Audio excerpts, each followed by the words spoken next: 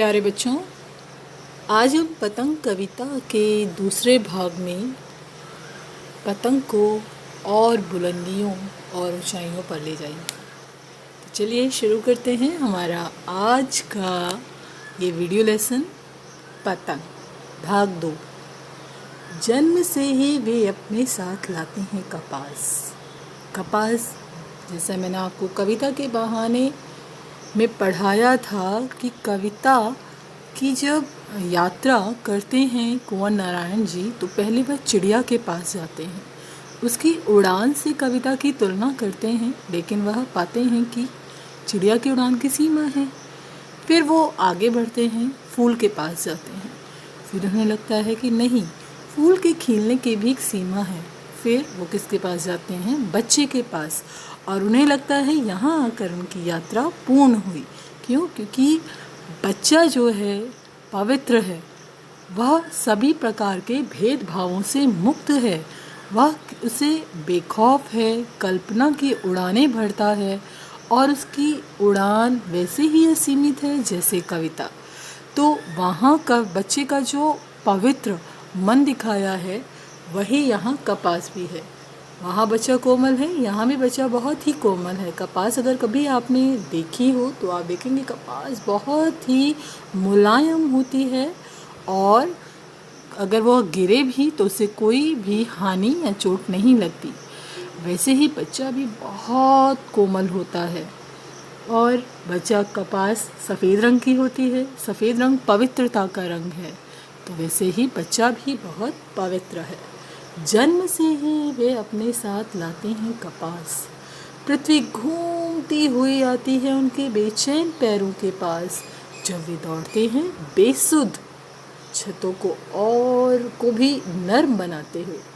क्या होता है जब बच्चे बेसुध होकर उस पतंग की डोर के पीछे भागते हैं बिना सोचे कि वो कहाँ पर हैं, छतों के खतरनाक किनारों पर हैं या सड़क पर हैं, या उन्हें कोई डर नहीं होता, कोई भय नहीं होता। वह बस उस डोर के पीछे अपनी एकाग्रता लिए दौड़ रहे होते हैं और ऐसा लगता है पृथ्वी माँ है, तो माँ कभी अपने बच्चे को गिरने नहीं देती, चोट नहीं लगने दे सकती। तो ऐसा लगता है पृथ्वी भागती हुई आती है उनके बेचैन पैरों के पास। वो पैर जो कहीं गलत जगह पड़ने से उनको हानि हो सकती है, तो मानो पृथ्वी उनके कदमों को सहारा संभल देती है। जब वे दौड़ते हैं बेसुध, सब बेख्याली में, बिना डरे, जिसे अपना ही ध्यान ना हो, बेसुध अर्थात जिसको अपना ही ध्यान ना हो, ऐसे जब भागते हैं वो, तो वो क्या करते हैं? छतों को और भी नर्म बनाते हैं। देखिए छत जो है धूप से जब तपने लगती है, वैसे अगर आप जाएंगे छत पे तो आप कहेंगे अरे मेरे पैर जल गए, लेकिन जब आप किसी अपने पसंदीदा खेल के कारण जा रहे हैं, पतंग उड़ाने जा रहे हैं, तो ना आपको धूप की तपिश मालूम होती है, ना आपके पैरों में जलन होती है। तो वही यहाँ दिखाया गया कि दौड़ते हैं वे छतों को और भी नर्म बनाते हुए। वो जो उनकी तपिश है वह ख़त्म हो चुकी है। अब छत क्या है? कंक्रीट नहीं, नर्म बन गई है उनके पैरों को स्पर्श करके।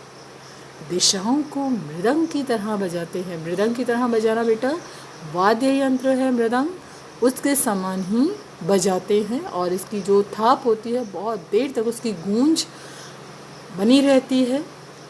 फिर वो क्या कहते हैं? जब वे पेंग बढ़ते हुए चले आते हैं डाल की तरह किसी लचीले वेग से। अक्सर डाल को अगर आपने कभी पकड़ा हो और नीचे तक खींच के लाया और जब उसे छोड़ते हैं तो वो डबल ऊपर जाती है, मतलब बहुत तेज़ी से ऊपर जाती है। तो वो होता है पेंग भरना। जब बच्चे पतंग उड़ा रहे हैं वो छतों, एक छत से दूसरी छत, एक जगह से दूसरी जगह जब छलांग मारते हैं तो वो थोड़ा सा अपने आप को, अपने शरीर की बनावट को झुकाते हुए एक लंबी छलांग लेते हैं, तो उसे क्या कहते हैं? पेंग भरना। और वो क्या कर रहे हैं? उस पतंग को पकड़ने के लिए पेंग भरते हुए आगे आगे बढ़े चले जा रहे हैं। ये देखो कैसे खड़े हैं बच्चे छत के बिल्कुल कोने पर। उन्हें कोई डर नहीं है, कोई भय नहीं है कि अगर वो गिर जाएंगे तो क्या होगा। बस उन्हें अगर ख्याल है तो सिर्फ और सिर्फ अपनी पतंग का। छतों के खतरनाक किनारों तक उस समय गिरने से बचाता है उन्हें सिर्फ उनके ही रोमांचित शरीर का संगीत। छतों के देखो किनारों पर हैं, लेकिन कौन बचा रहा है? उनकी एकाग्रता किससे जुड़ी हुई है? उस पतंग की डोर से। वो पतली सी पतंग की डोर उन्हें थामे रहती है। और वो क्या कहते हैं आलोक धनवा जी, पतंगों की धड़कती ऊंचाइयां उन्हें थाम लेती हैं महज एक धागे के सहारे। पतंगों के साथ साथ वे भी उड़ रहे हैं अपने रंधों के सहारे। रंधों मतलब हौसलों के सहारे। वह भी उनकी उमंगें, उनकी खुशियाँ, उनकी आशाएं भी उस पतंग के साथ मानो आसमान की बुलंदियों को छू रही हैं।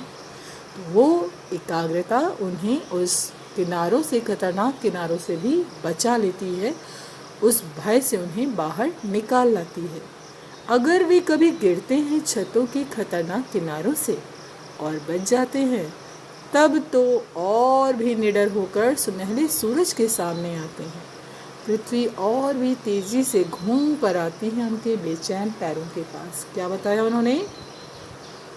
अगर बच्चा कभी गिर भी गया तो क्या होगा? उसे कोई खास चोट ना लगे तो उसे लगता है कि गिरने से भी कोई फ़र्क नहीं पड़ता, और वो और भी ज़्यादा बेखौफ हो जाता है। अब उसे गिरने का भी भय नहीं रह गया, और वो और भी निडर होकर उस सुनहले सूरज, मतलब उस चमकते हुए सूरज के सामने आता है।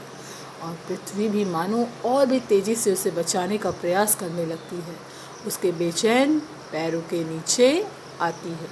ठीक है बेटा, यहाँ हमारी कविता पूर्ण होती है।